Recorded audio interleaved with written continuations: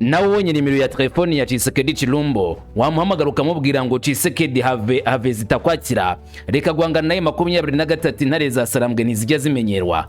Ese wamubwira ngo komerezaho nk'uko bamwe mu bashyigikiye wazalendo bavuga ngo bakomerezaho ngaho barwane na M23 ngo nta kabuza insinzi bazayibona muri Kivu y'amajyaruguru na Kivu y'amajyepfo.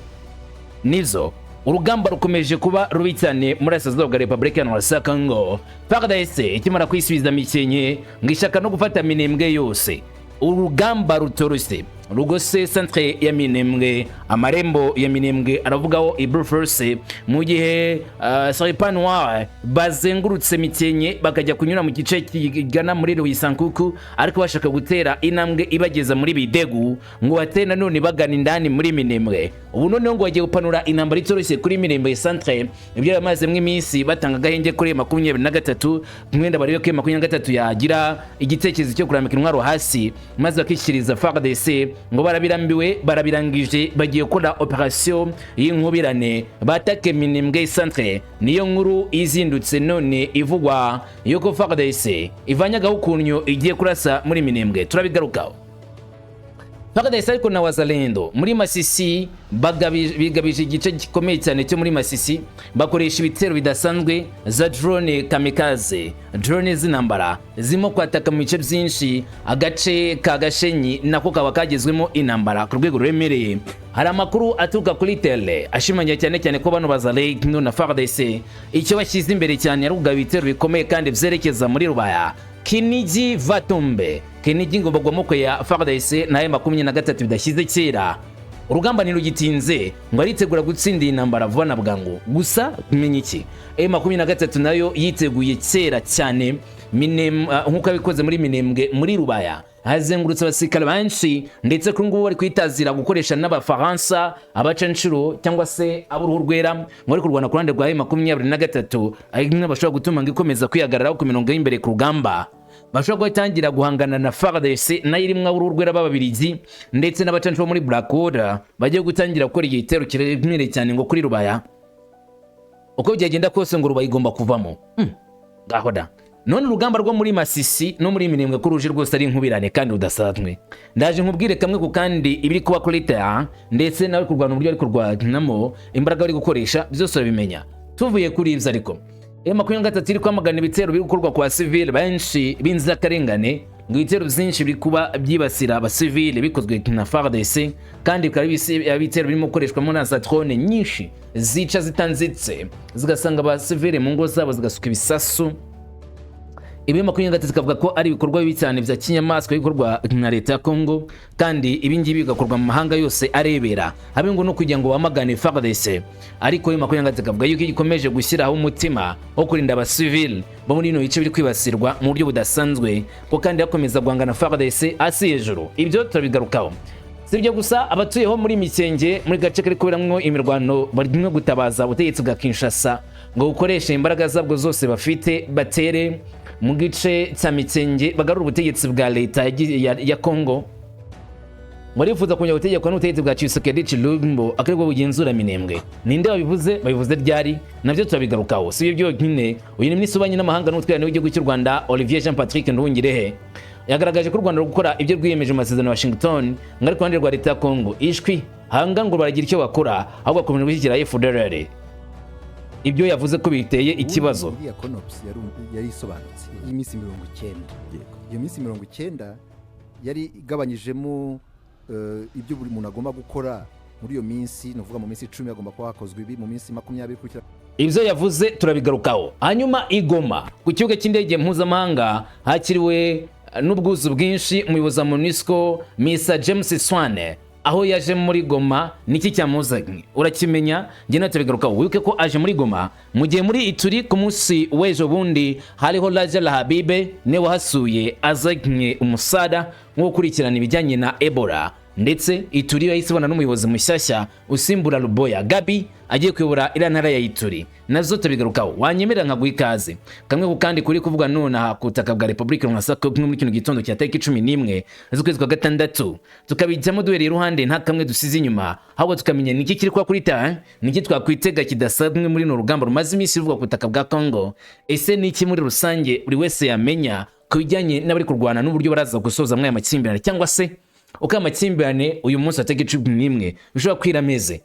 Uravuze ngo ndaje n'umuhungu wa Kamanzi w'Uruwande, ngaho ikaze tujyane ku musozo nk'ibisanzwe.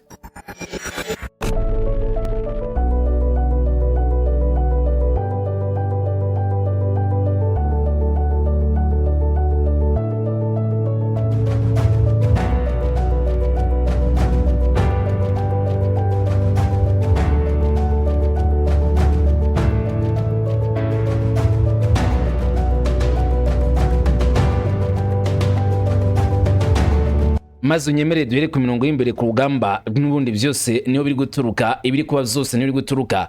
Nk'itegeko nshinga rya leta Kongo rigiye guhindurwa turarigaruka, ariko bitewe n'ibibazo byo mu burasirazuba bwa Kongo rikaba rigomba kuzana imbaraga ngo zidasanzwe zo gutuma Kongo itekana. Ibyo ndabigarukaho ndugana ku musozo. FARDC rero ikimara kwisubiza Mikenke ishaka no gufata Minembwe yose. Wakurikiranye operation idasanzwe FARDC yakoresheje kugifata Mikenke. Arikubwiye ku munsi w'ejo, niba utarabanye natwe usubira inyuma kandi kuri video yabanjije yingiye umve neza operation yose y'Nk'uko FARDC yakoresheje ifata kano gace ka Mikenke bavanyemo M23. Benshi baracyayirahira bakavuga bati iyi ni FARDC kwe dusanzwe tuzi cyangwa ya. Gusa rimwe izindi mbaraga z'abanyamahanga harimo abanya-Ukraine ndetse n'abasirikari bo muri Blackwater abanya-Colombia.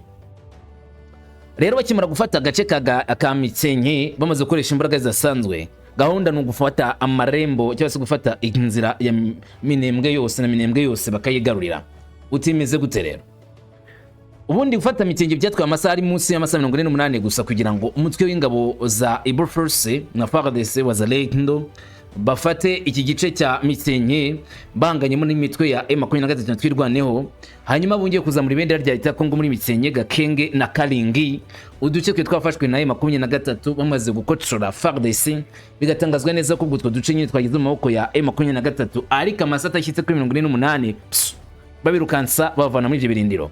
Muzukuri nyuma yuko ihuriro rya twirwa 23 rishyigikiwe n'indege zajya pilote bavuga ko zikomoka mu Rwanda, n'ubwo u Rwanda rwagiye ruhakana ibya amakuru, bakimara kwifata umudugudu wa Mikenke mu gitondo cyo kuwa mbere tariki 8 Kamena 2026 kuva ku munsi wo wa kabiri tariki 9 ndetse na tariki 10 masaha neza mu gitondo.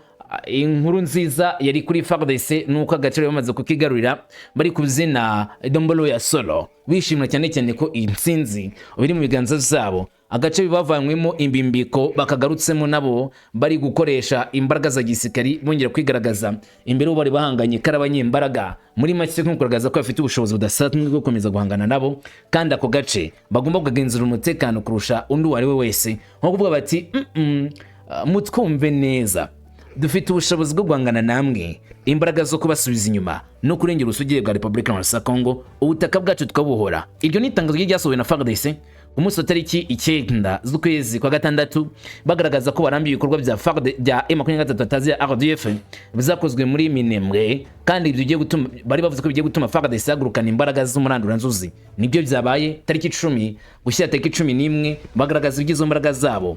Agace ka Mikenke, Gakenge na Kalingi barongera barahisubiza. Hanyuma usibye ayo makuru yaturutse ku ruhande rwa leta ya Kongo kuwa gatatu tariki 10 Kamena 2026, ingabo za Repubulika Nk'uko Kongo zimaze kwigarurira burundu Mikenke, Gakenge na Kalingi, uturere dufite akamaro kanini imisozi miremire mu gace ka Fizi mu ntara ya Sud Kivu. Gusa ariko iyo nkuru isozwa n'inkuru nanone yakomeje kuvugwa cyane kuri IMIRWANO, aho ishyamwe rya M23 ryirukanwe kandi ngo rikisanga mu kaga gakomeye ko kutumvikana. Ariko FARDC bikavuga ko iri mu marembo agana ndani muri Minembwe. Nivuga amarembo agana muri Minembwe, wumva ibintu bibiri. Turuka Kalingi uze Ilundu uze mu cyerekezo cy'uburengerazuba ariko ugana indani muri Minembwe cya Bidegu. FARDC batangiye kugezayo amatako, barareba Minembwe hafi yabo. Nivuga Minembwe wumve centre ya Minembwe, wumve Gitavi, wumve n'agace ka Kiziba ari nako karimo ikibuga cy'indege. ibyo bice bitatu nk'ari byo by'ingenzi kurusha ibindi byose.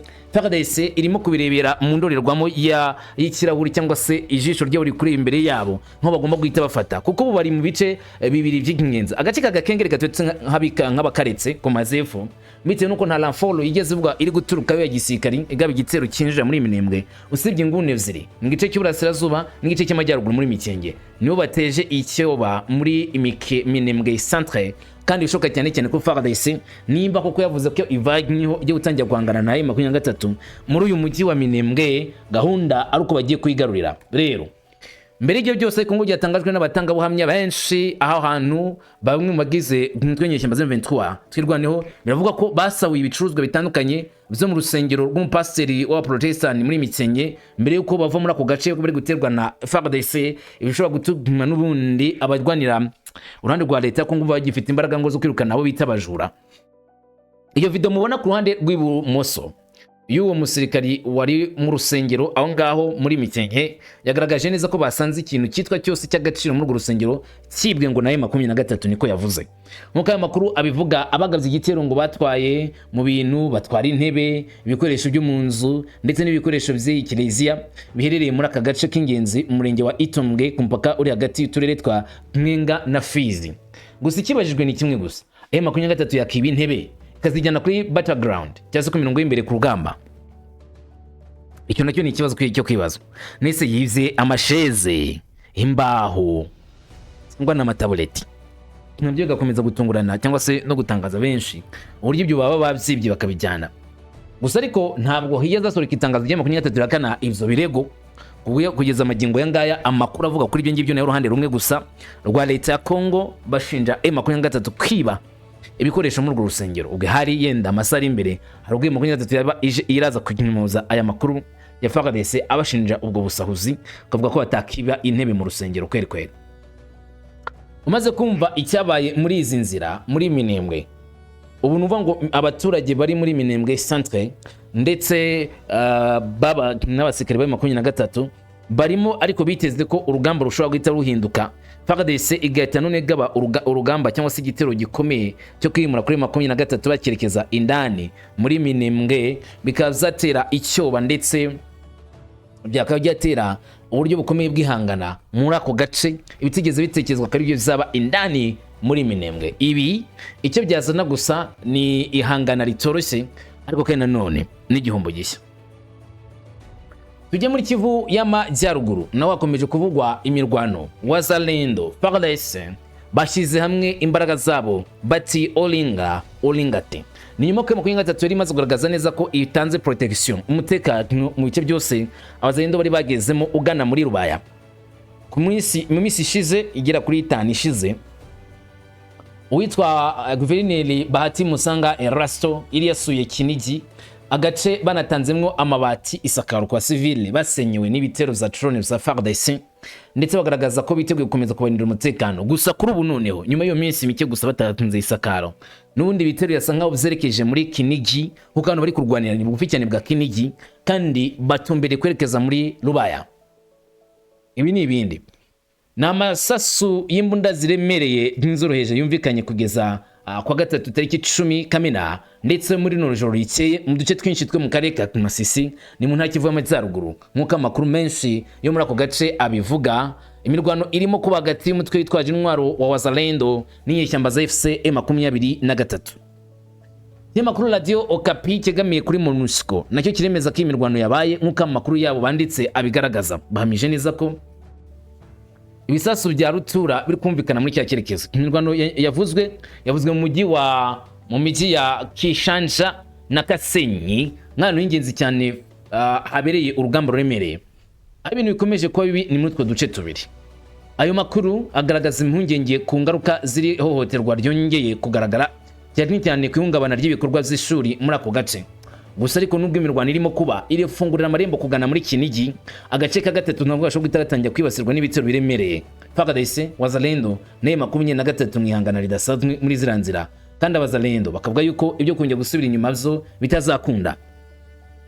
Nyuma y'umunsi wo kuwa kabiri wari waranzwe n'imirwano yongeye kugaruka, amasasu menshi yongeye kumvikana mu gitondo cya kare kuwa gatatu mu mudugudu wa Kashovu no mu ngero zawo mu gace ka Ufamandu Havuzwe kandi imirwano ikasenyi mu gace ka Kibabi. Amakuru akemeza ko masaha y'ijoro nanone muri Kibabi hongeye kumvikana andi masasu menshi atuka kwa Zalendo bakwita kuri position za M23 ikabyongeye gutera ubwoba ndetse n'icyugazi aba civil ndetse n'abatuye muri kara gace bibaza uko ibintu biraza kurangira.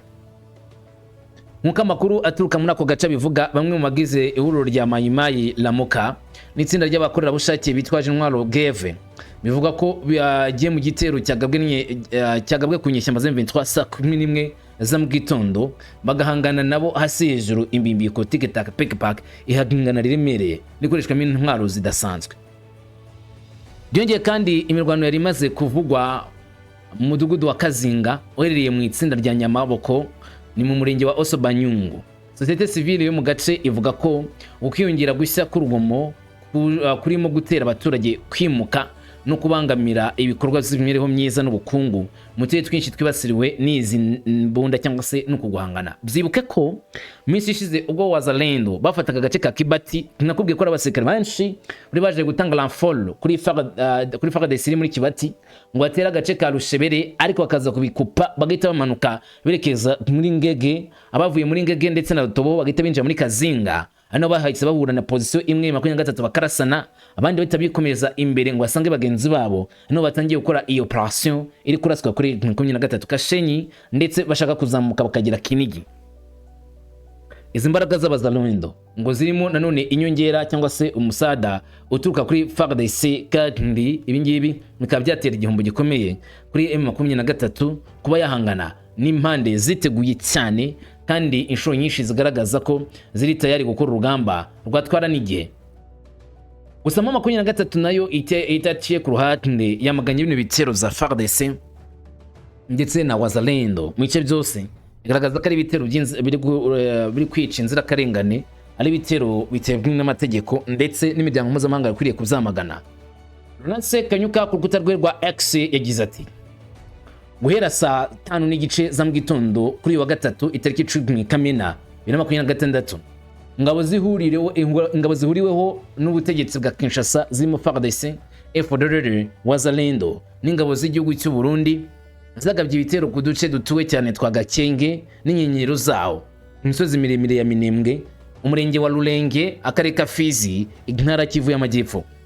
Nema 23 yashimangiye cyane ko ibitero biremereye cyane byabereye muri biriya byerekezo aho FARDC yagabye ibitero bidasanzwe. Ariko muri no tangazo ntabwo M23 igeze ivuga ko bayambuye Mikenge, nubwo zarangiye nyine bayirukankanye bakayivana muri Mikenge nkuko FARDC bitangaje n'ibinyamakuru byo muri Kongo byinshi bikabitangaza. Gusa ariko nayo igaragaza ko ibitero by'inkubirane bikomeje kwataka igice cya Minembwe hariya muri Fizi kandi biteye imyeke. Ibitero zakozwe ni Ronase Kanyuka ati ibitero byakozwe akoresheje indege za pilote zo mu bwoko bwa kamikaze na KT6 cyangwa se kit 6 ndetse n'imbunda nini byahitanye abantu benshi, byasenya amazu menshi ndetse bituma abaturage bava mu zabo. Nubutse ko Minembwe impamvu ikomeza kuvugwaho kwicirwa bw'abaturage benshi ntabwo ari igicubundi cyakwiriye kubera mu rugamba, oya ntabwo ari terrain de bataille, ahubwo yakwiriye kuba agace ko gutura nko. Ari no mpamvu ngo FARDC yamanje kugerageza gusaba M23 twirwaneho bari indani muri Minembwe gushyira intwaro hasi bakishyira mu maboko ya FARDC kugira ngo imirwano itagira muri Minembwe ndani. Gusa M23 yaberetse neza yuko itajya ipfukama, izakomeza kurwana kugeza ku isegonda rya nyuma, ntabyo gupfukamira FARDC bizigira bibaho. Hanyuma rero iri tangazo rya M23 riza rihamya neza cyane ko ibitero bya FARDC ari ibitero byo gutera akaga gusa abasivile, ndetse igamya neza ko izamagana yivuye inyuma, igamya neza ko hakwiriye gutangwa amahoro ku basivile. Gusa abaturage batuye mu iki cyerekezo bari kuvuga amakuru atandukanye ya M23. Mu gihe M23 mvuga kuri kurengera abasivile batangiye kuyivamo, bavuga ko yishakira ubutegetsi bwa Kinshasa. Uti kubera ko bahatiwe guhunga imidugudu yabo kubera imirwano hagati ya FARDC n'umutwe w'inyeshyamba M23 twirwaneho batazira RDF, abaturage benshi ba Mikenge barasaba guverinoma ya Kongo gusubizaho ubuyobozi bwa leta muri aka gace k'imisozi miremire ya Kivu y'Amajyepfo habaye ahantu nyaho ho kurwanira. Barifuza ko ubutegetsi bwa Kinshasa bwagarura ubutegetsi bwabwo muri kiriya cyerekezo kugira ngo batange agahenge kuzuye.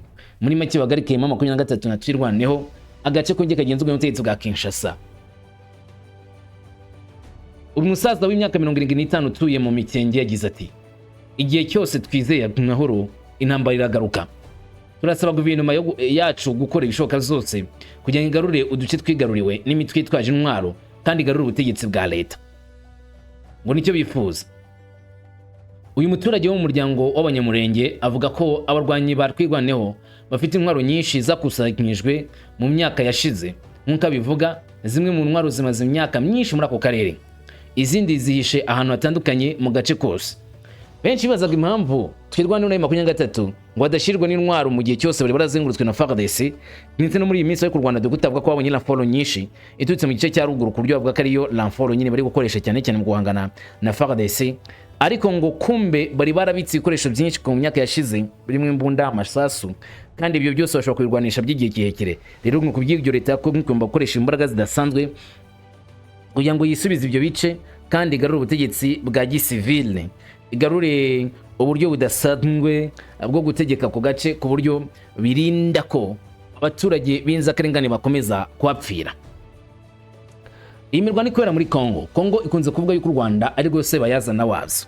Nyamara u Rwanda binyuze muri Olivier Nduhungirehe baragaza ko amasano basinyanye Washington ruri kuyashyira mu bikorwa kandi rwiteguye gukomeza gushyira mu bikorwa icyo rwiyemeje cyose, nk'uko Olivier Nduhungirehe abigarukaho. Ati u Rwanda rwatangiye gushyira mu bikorwa icyo rwiyemeje, ariko urundi ruhande ni kuvuga guverinoma ya Kongo nta kintu na kimwe ruratangira gukora. Niko Olivier Nduhungirehe agaragaza. Leta ya Kongo yicendekeye gusa nta kintu ikora, kandi u Rwanda rwaratangiye gushyira mu bikorwa. Ahubwo ngo ruragana mu gukomeza gwa ingufu y'FDLR aho kugira ngo ruzirandure. Minisitiri Nduhungirehe mu kiganiro na BNB Kigali FM cyagarutse ku mubano w'u Rwanda n'amahanga muri kino gihe. Kumva amagambo Olivier Nduhungirehe yatangaje muri icyo kiganiro. Ubundi iriya CONOPS yari isobanutse y'iminsi 90. Iyo minsi 90 yari igabanyijemo ibyo buri muntu agomba gukora muri iyo minsi. Nuvuga mu minsi 10 agomba kuba hakozwe ibi, mu minsi 20 kurikira agomba kuba hakozwe ibi. Ibyo byose byari birimo, no kuvuga gukuraho kurandura umutwe wa FDL no gukuraho ingamba z'ubwirinzi byagombaga gukorwa muri iyo period, kandi byari bisobanutse. 90 ibyo bikorwa mu minsi 90 ibyo bikorwa byombi byagombaga kuba byakozwe. Naho umunyamabanga wa leta muri Amerika Marco Rubio ibyo yavuze ejo bundi mu nteko ya Amerika avuga amatariki yo muri ukwezi gutaha, mbere na mbere nta deadline Amerika yageze iho u Rwanda, ahubwo u Rwanda mu gushaka gushyira mu bikorwa, mu kwihutisha gushyira mu bikorwa amasezerano twagizeho umukono, twavuganye n'abanyamerika tubabwira uko ibintu byagomba kugenda. Nta kintu Amerika yigeze idusaba, ahubwo nitwe twayibwiye uko ibintu bigomba gukorwa kugira ngo ibintu byihute. Ariko bivuze ko hari ibyo tugomba gukora nk'u Rwanda, ingamba by'ubwirinzi nayo twagize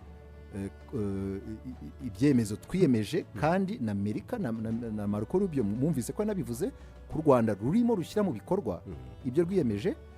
Ariko mu byo twabwiye Amerika nuko hagomba gukorwa n'ibindi bijyanye n'iyo CONOPS nyine. Icya mbere ni ukurandura umutwe wa FDL, icya kabiri ni kubahiriza agahenge, bivuze guhagarika ibi bisasu bidasiba byibasira abaturage.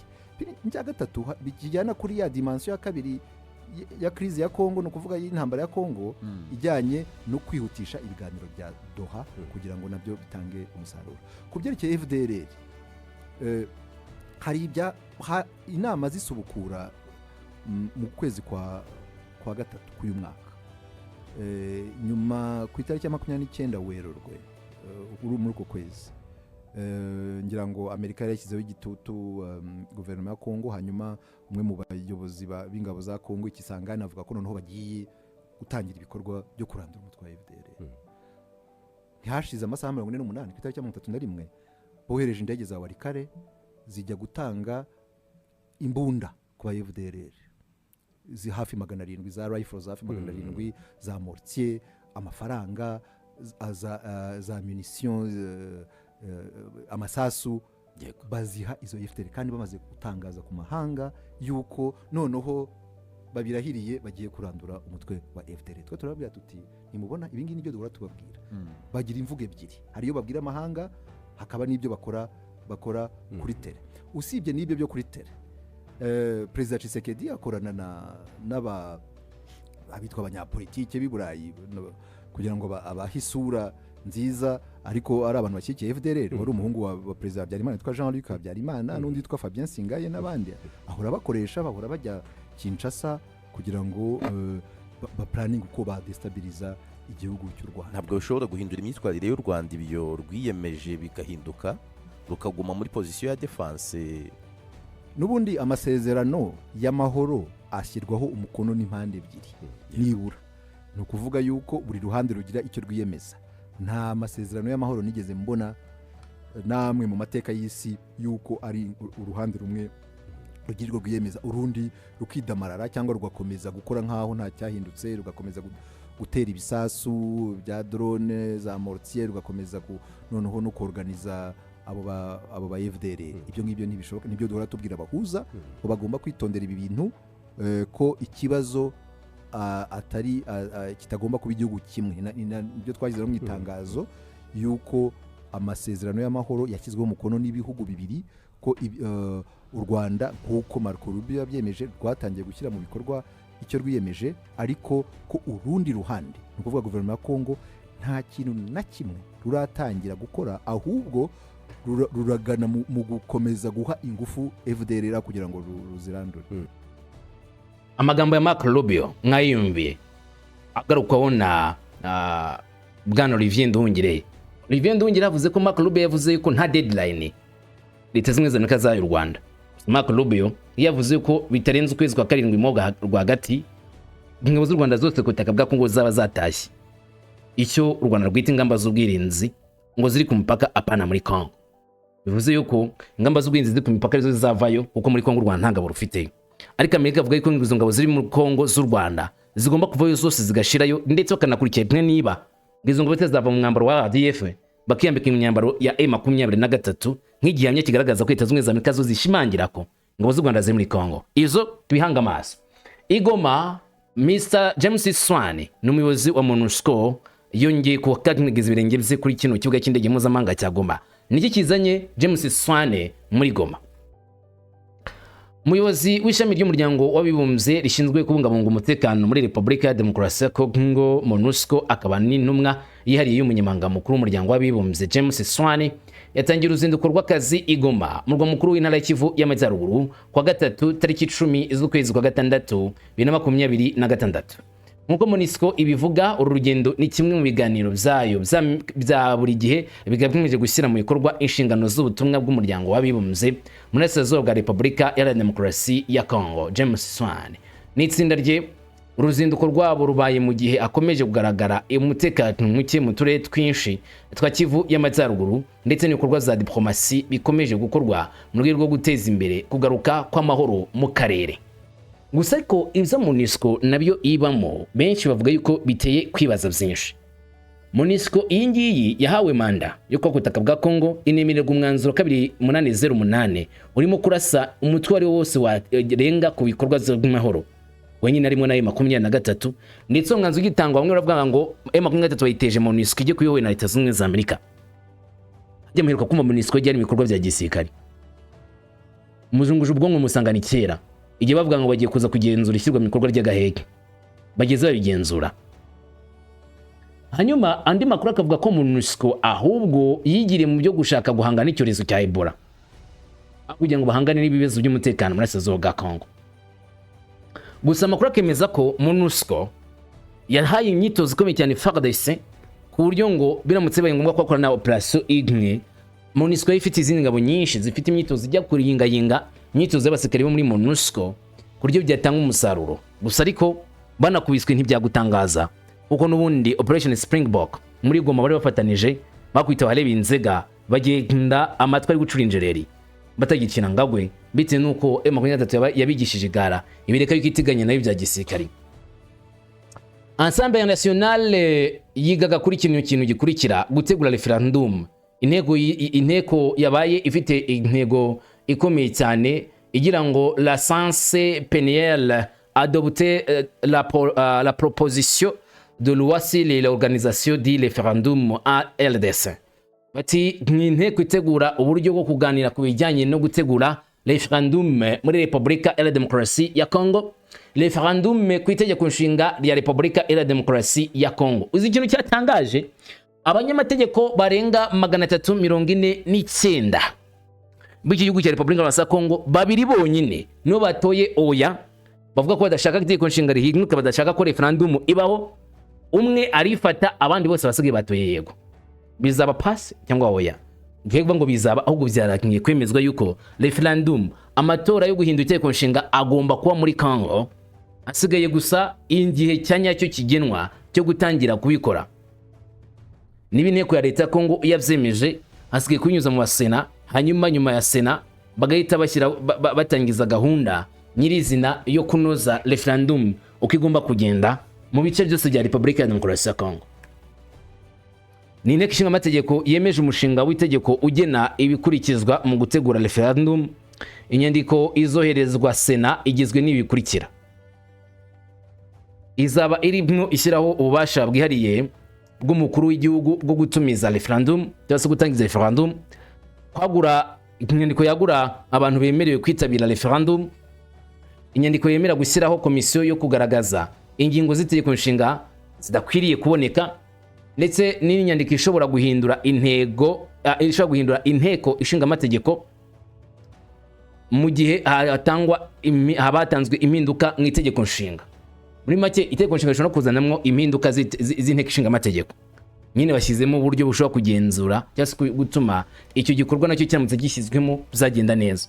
Ubwo baramutse bavuga ko bagomba no guhindura itegeko rigena inteko ishinga amategeko, iri ishobora guseswa mu gihe runaka, hanyuma gategura nanone andi matora.